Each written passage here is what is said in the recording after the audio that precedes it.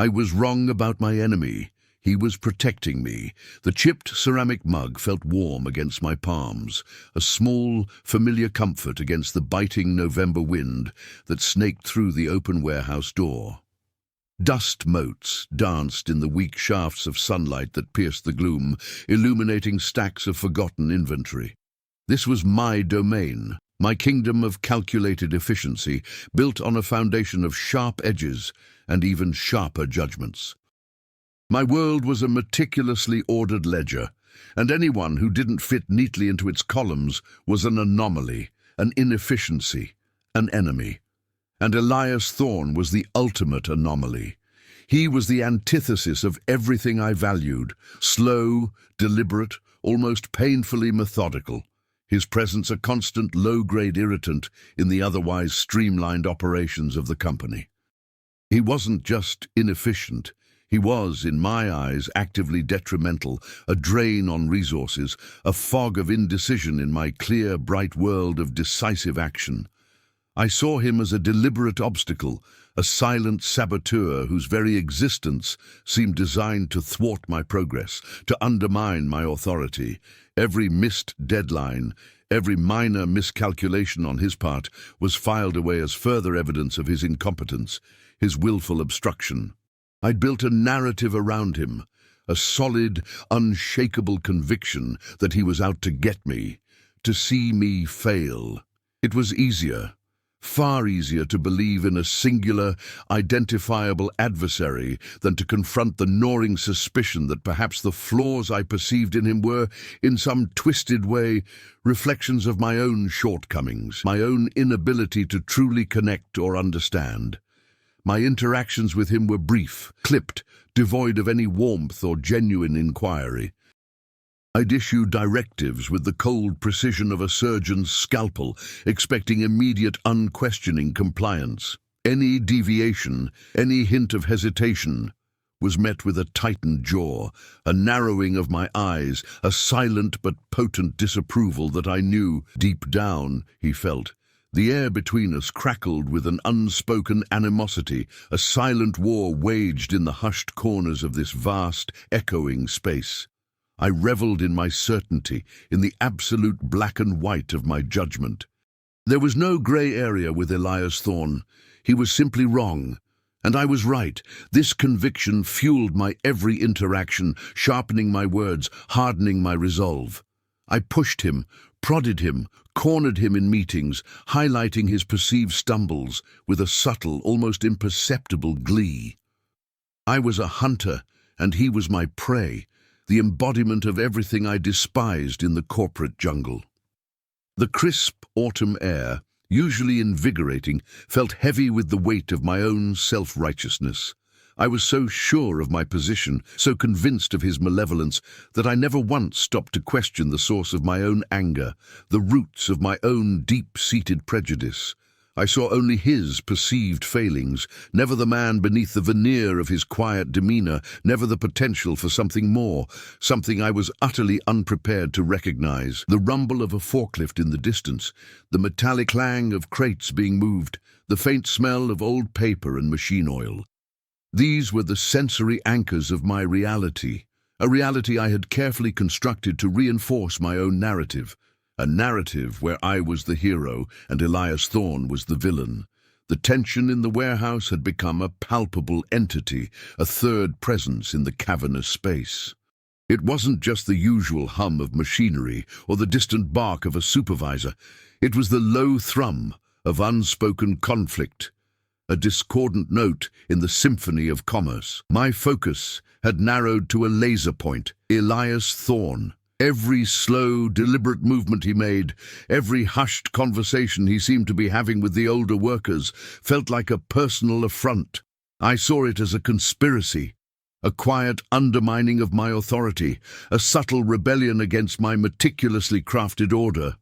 I'd catch myself watching him, my jaw tight, my breath shallow, cataloguing his every perceived misstep.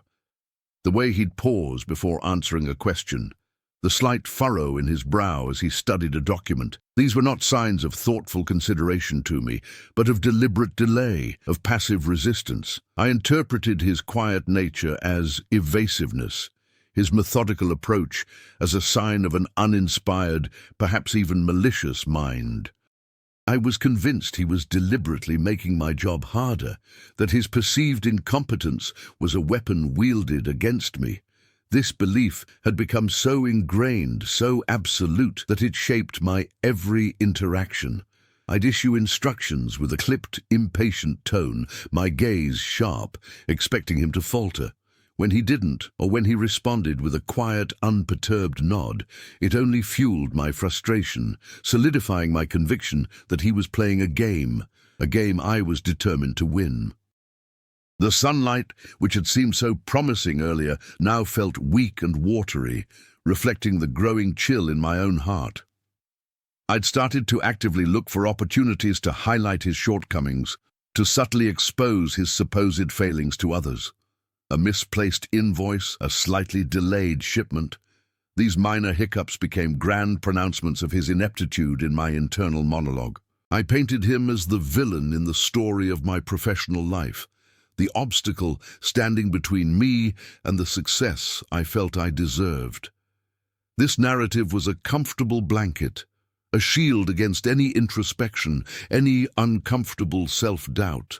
It was easier to demonize him than to acknowledge the possibility that my own harsh judgments, my own rigid adherence to my own worldview, might be the real problem. The scent of ozone from the fluorescent lights, the faint metallic tang of machinery, the distant rhythmic clang of a hammer.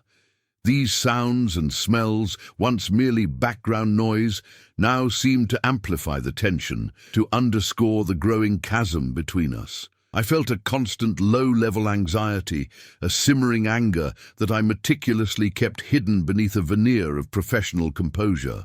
But it was there, a dark undercurrent, poisoning my interactions, clouding my judgment, and making me see an enemy where perhaps, just perhaps, there was something else entirely. The incident that shattered my carefully constructed reality wasn't a dramatic confrontation, but a quiet, almost mundane event that, in retrospect, was the thunderclap before the storm. A critical shipment, one that I had personally overseen and guaranteed, was delayed. Not by a day, but by a week. My reputation, painstakingly built on reliability, was on the verge of collapse. Panic, cold and sharp, pricked at me. I'd spent sleepless nights mentally replaying every detail, searching for the point of failure, the weak link. My mind immediately landed on Elias Thorne. He had been involved in the final stages of preparation, his slow, meticulous nature a perfect foil to my urgent demands. I saw his fingerprints all over this disaster, his inefficiency a gaping wound in my carefully managed schedule. I stormed into his small, cluttered office, the air thick with the scent of old paper and something faintly medicinal. The usual polite, almost apologetic smile he offered was absent, replaced by a weariness that seemed etched into his very bones. I didn't offer pleasantries. I launched into an accusation, my voice tight with suppressed fury. I detailed the consequences, the potential damage to the company, and more importantly to me. I saw his shoulders slump, not in guilt, but in what I interpreted as a pathetic attempt to deflect blame. He didn't raise his voice, didn't offer excuses. He simply listened, his gaze fixed on a point somewhere beyond my shoulder. When I finally paused, breathless and trembling with righteous anger, he finally spoke, his voice a low, tired murmur. He explained, not defensively but factually, the unforeseen complication that had arisen. It wasn't a simple oversight. It was a complex, logistical knot, a series of cascading issues that had spiraled beyond his immediate control, despite his best efforts to mitigate them. He described the late-night calls, the frantic attempts to reroute, the quiet assurances he'd given to the clients that everything would be handled. He spoke of sleepless nights, not of panic, but of persistent, exhausting problem-solving. He mentioned a specific component, a rare piece of machinery that had malfunctioned, a part that was impossible to source quickly. He had, he explained, personally driven hours to a specialized supplier, bypassing standard channels to secure a temporary replacement, a solution that was costly and time-consuming but ultimately necessary to prevent a complete shutdown. He spoke of the quiet concern he'd felt for my reputation, of his efforts to shield me from the full brunt of the initial delay while he worked tirelessly to find a resolution. He hadn't been trying to undermine me. He had been working silently and diligently to protect me. The revelation hit me with the force of a physical blow. The narrative I had so carefully constructed, the villain I had so vividly imagined, crumbled to dust. The weariness in his eyes wasn't guilt. It was exhaustion from fighting a battle I hadn't even known was being waged, a battle he had fought on my behalf. The quiet precision I had mistaken for obstruction was, in fact, a desperate attempt to salvage a situation I had unknowingly placed him in. The weight of my misjudgment settled on me, heavy and suffocating. The warmth of the mug in my hands felt like a mockery, a stark contrast to the icy chill of my realization. The following days were a blur of forced civility and internal turmoil. The warehouse, once a battleground of my own making, now felt like a place of profound shame. Every clatter of machinery, every distant shout seemed to echo my own egregious error in judgment. I found myself observing Elias Thorne, not with suspicion, but with a dawning, almost unbearable sense of guilt. His quiet presence, which I had once interpreted as a sign of weakness or passive aggression, now seemed to emanate a quiet strength, a resilience I had completely overlooked. He moved through the space with the same unhurried deliberation, but now I saw the careful consideration behind each action, the thoughtful planning that underpinned his every move. I saw the way he patiently explained complex procedures to newer employees, the way he offered a quiet word of encouragement to someone struggling, the subtle gestures of support that I had been too blinded by my own self-importance to ever notice. My own interactions with him were stilted, awkward. I would catch his eye, and for a fleeting moment I would see a flicker of something unreadable. Not resentment, not anger, but perhaps a quiet understanding, a resignation that cut me deeper than any accusation could have. I tried to offer a word of thanks, a hesitant apology, but the words felt hollow, insufficient to bridge the chasm my own prejudice had created. He would simply nod, his expression neutral, and move on, leaving me adrift in the wreckage of my assumptions. The efficiency I had prided myself on now felt hollow, a facade that masked a fundamental lack of empathy. My sharp edges, my decisive actions had been a shield, not just against external threats, but against any genuine connection, any vulnerability. I had mistaken clarity for truth, certainty for wisdom, and in doing so, I had built walls around myself, isolating me from the very humanity I claimed to uphold in my pursuit of order. The scent of stale coffee and industrial cleaner, once the markers of my domain, now seemed to carry the faint, lingering aroma of my own failure. I felt a profound sense of loss, not for a lost opportunity or a damaged reputation, but for the man I had failed to see, the connection I had so carelessly severed. The weight of my misjudgment was a constant, dull ache, a reminder that my vision had been not sharp, but myopic, focused solely on the reflection of my own ego. The true shift, the moment the ice around my heart began to crack, came not through a grand gesture, but through a small, almost accidental act of shared vulnerability. A sudden, violent storm descended upon the region, transforming the familiar landscape of the city into a chaotic, waterlogged mess. The warehouse, built on lower ground, began to flood. The roar of the wind and the relentless drumming of rain against the corrugated metal roof created a symphony of impending disaster. panic, a familiar companion resurfaced, but this time it was different. It wasn't directed at an imagined enemy, but at the very real threat to the livelihood of everyone who worked there, including Elias Thorne. Amidst the chaos, I saw him, not directing frantic, disorganized efforts, but calmly assessing the situation, his movements still deliberate, but now imbued with a quiet urgency. He was coordinating with the older workers, his voice steady, offering practical advice, his focus unwavering. He wasn't shouting orders. He was guiding, supporting, his actions speaking louder than any command. I found myself drawn to him, not with a desire to assert control, but with a nascent instinct to help, to contribute in some meaningful way. He looked up as I approached, the rain plastering his thinning hair to his forehead, his face grim but resolute. There was no accusation in his eyes, only the shared burden of the moment. We worked side by side, hauling sandbags, wading through ankle-deep frigid water, the scent of damp earth and mildew filling the air. We spoke little, but the shared effort, the common enemy of the rising water, forged a silent bond. I saw him slip, his foot catching on a submerged piece of debris. Without a second thought, I reached out, steadying him, my hand finding his arm. His grip was surprisingly firm, his skin cold and damp. In that brief physical connection, a torrent of understanding washed over me. He wasn't just a colleague, he was a person, vulnerable, capable, and in that moment relying on me just as I had unknowingly relied on him.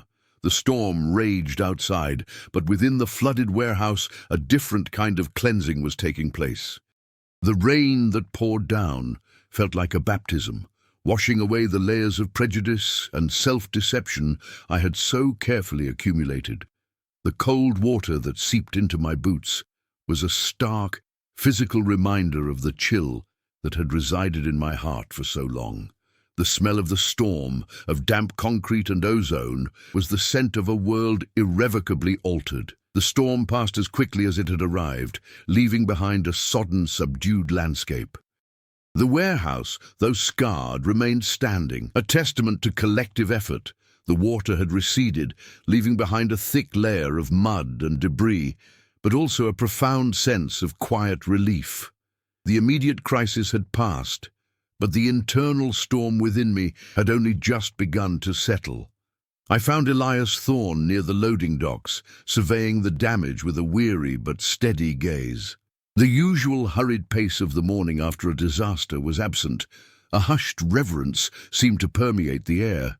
I walked towards him, the mud squelching under my boots, each step a deliberate act of contrition. The words I had rehearsed in my mind for days felt inadequate, clumsy, but I had to speak them. I told him I was wrong, not just wrong about the shipment, but wrong about him, about everything. I spoke of my own insecurities, my fear of failure, and how I had projected those fears onto him, creating an enemy where there was none. My voice, usually so assured, trembled with the weight of my confession. I saw a flicker of surprise in his eyes, quickly followed by a deep, quiet sadness. He didn't offer absolution, no easy forgiveness.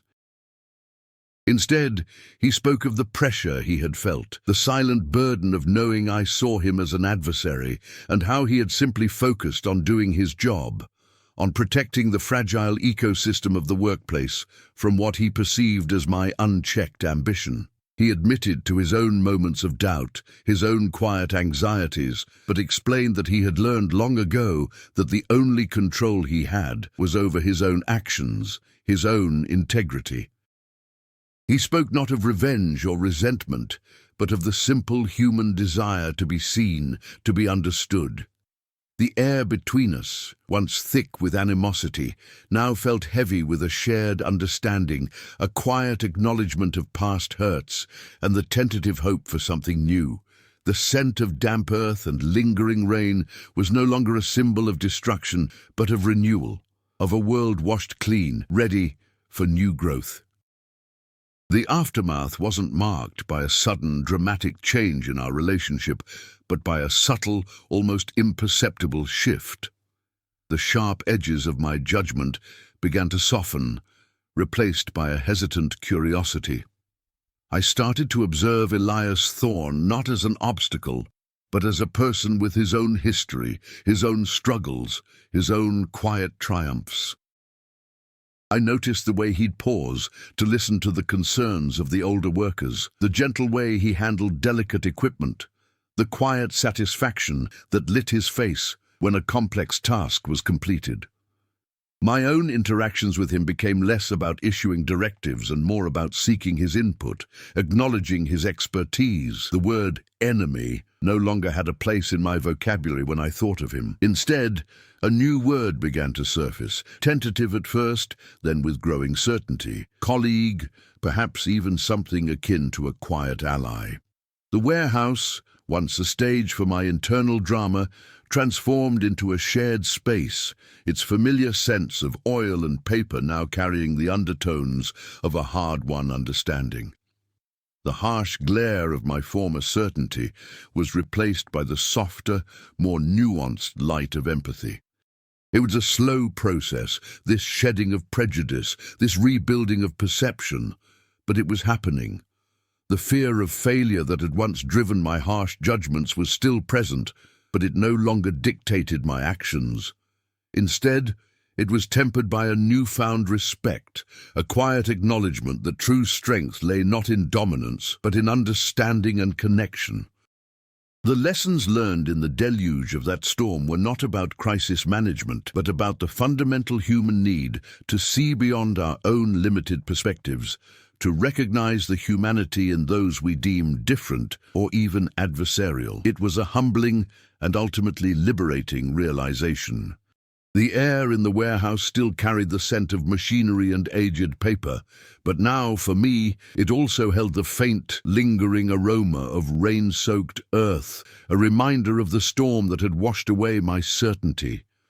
The chipped mug still sat on my desk, but the warmth it offered felt different now, less a solitary comfort and more a shared reflection of a journey completed. The ledger of my judgments had been rewritten, not with new figures, but with a new understanding of the human equation. The quiet strength I had once dismissed as inefficiency now seemed like a profound resilience, a testament to a different kind of power. My world, once a rigid structure of black and white, had expanded, admitting the subtle, beautiful shades of grey. The enemy I had so carefully cultivated had dissolved, leaving in his place a quiet reminder of my own fallibility and the unexpected places where true strength resides. I learned that the clearest vision often comes from the eyes of another. The aftershocks of the storm lingered, not just in the physical residue of mud and dampness, but in the subtle recalibration of my internal compass. My interactions with Elias Thorne, once fraught with suspicion, now held a tentative, almost fragile, thread of mutual observation. It wasn't about grand pronouncements of change, but about the quiet, incremental adjustments that signal a deeper transformation. I found myself noticing the way he meticulously organized the damaged inventory, his movements still deliberate, but now infused with a sense of purpose that transcended mere efficiency. He wasn't just sorting, he was salvaging, preserving, treating each item with a quiet respect that spoke volumes about his underlying values. This meticulousness, which I had once perceived as a personal affront to my own drive for speed, now registered as a profound dedication to thoroughness, a commitment to doing things right, regardless of external pressures.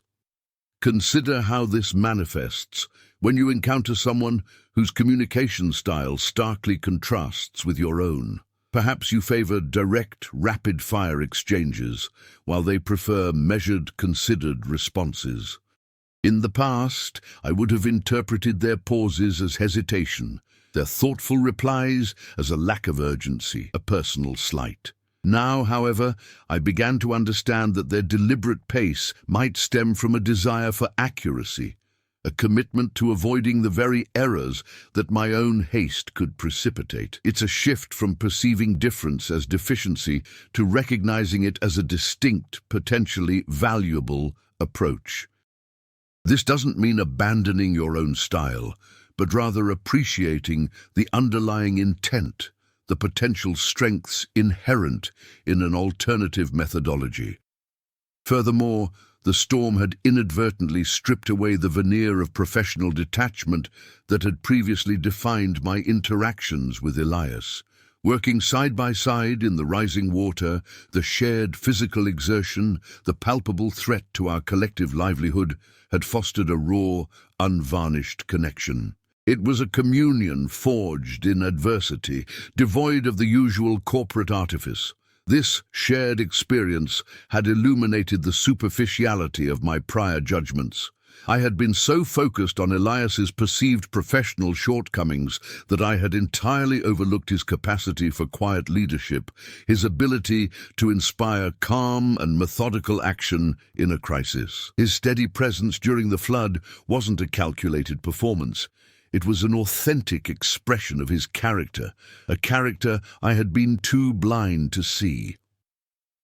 Building on this, observe how empathy can be cultivated through the simple act of observing unspoken actions. Elias didn't deliver a rousing speech about teamwork. He demonstrated it through his actions. He didn't theorize about problem-solving. He embodied it by wading into the flooded depths, his focus solely on mitigating the damage.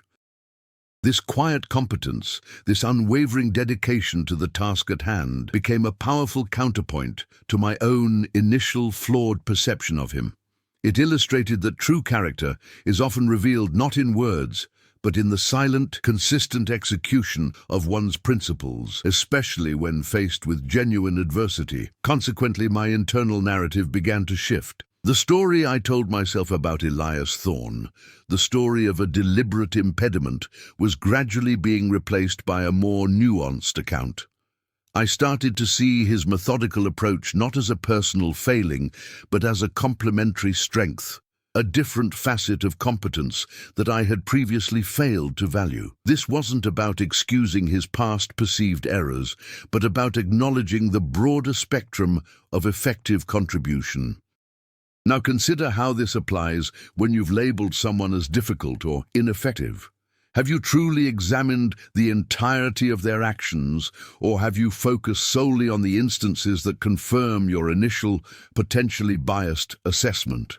The subtle beauty of this realization lies in understanding that effectiveness can manifest in myriad forms, and what appears as a flaw from one perspective might, from another, be a source of unique strength. The lingering dampness in the air wasn't just residual moisture from the storm.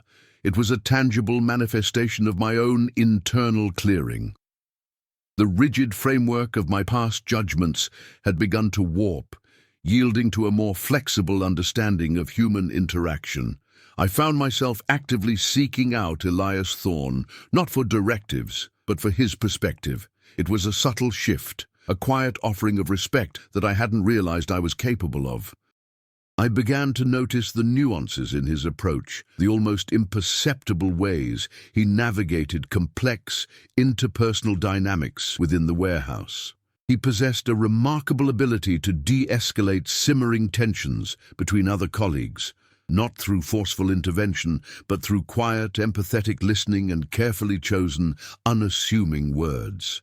I recalled a recent instance where two long-standing employees were locked in a bitter dispute over a perceived slight.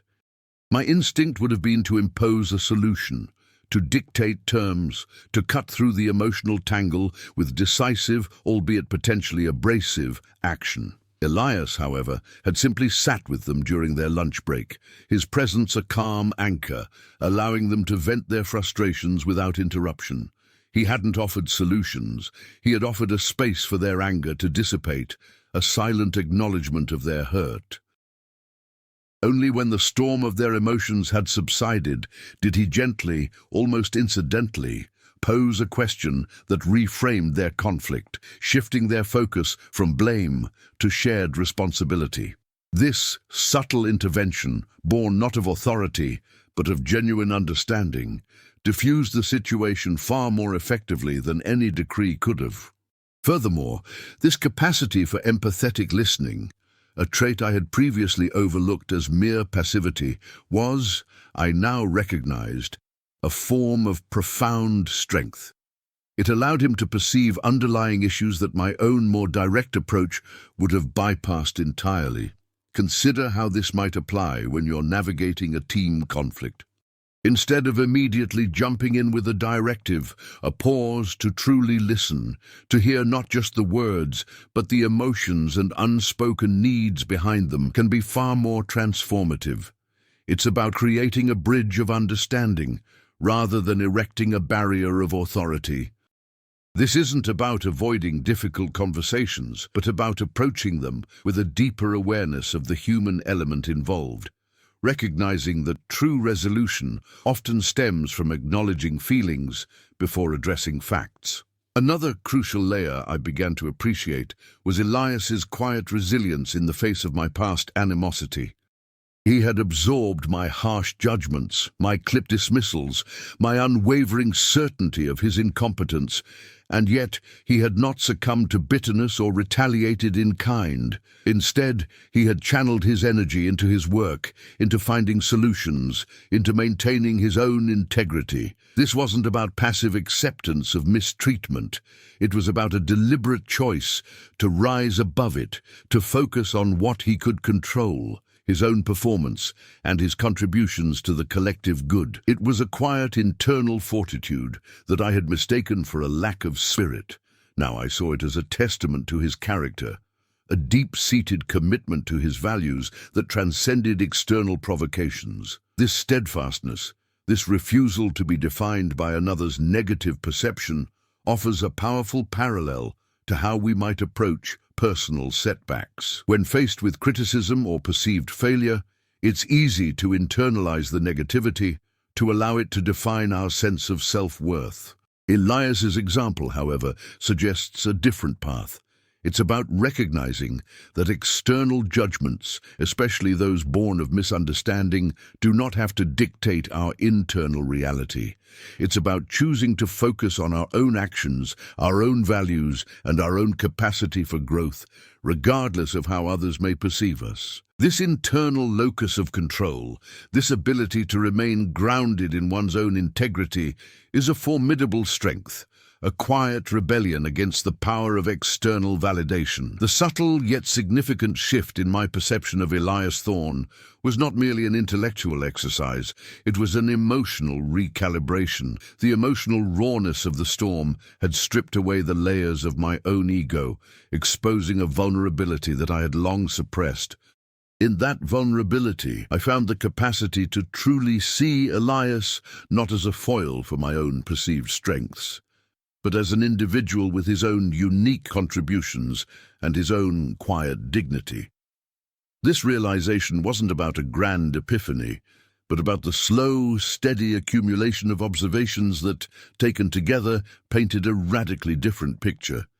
It was about understanding that efficacy in a collaborative environment isn't a singular, monolithic concept, but a multifaceted tapestry woven from diverse threads of talent, approach, and character. The storm's fury had subsided, leaving the warehouse floor slicked with a film of fine silt and the air thick with the scent of damp earth and ozone. My internal landscape, however, was still turbulent, the aftermath of my own self-inflicted storm of judgment. The initial shock of realizing my profound misjudgment of Elias Thorne had given way to a more complex, nuanced understanding. It wasn't simply that I had been wrong, it was the nature of my wrongness that was beginning to truly resonate. My previous interactions with Elias had been predicated on a rigid, almost binary assessment of competence. I saw things in terms of efficiency versus inefficiency, decisive action versus hesitant deliberation, and Elias, with his quiet, measured approach, had consistently fallen into the latter category in my narrowly defined worldview. Now, however, I was beginning to grasp that competence itself was not a monolithic entity. Elias's strength, I was starting to see, lay not in speed or overt assertiveness, but in a deep, almost intuitive understanding of interconnectedness. He didn't just see individual tasks, he saw how they rippled outwards, affecting the entire operational ecosystem. We learn that the greatest battles are often fought within ourselves, and the most profound victories are those that lead to a deeper understanding of our shared humanity. The enemy we perceive may often be a reflection of our own unexamined limitations, and in recognizing their strength, we discover the potential for our own.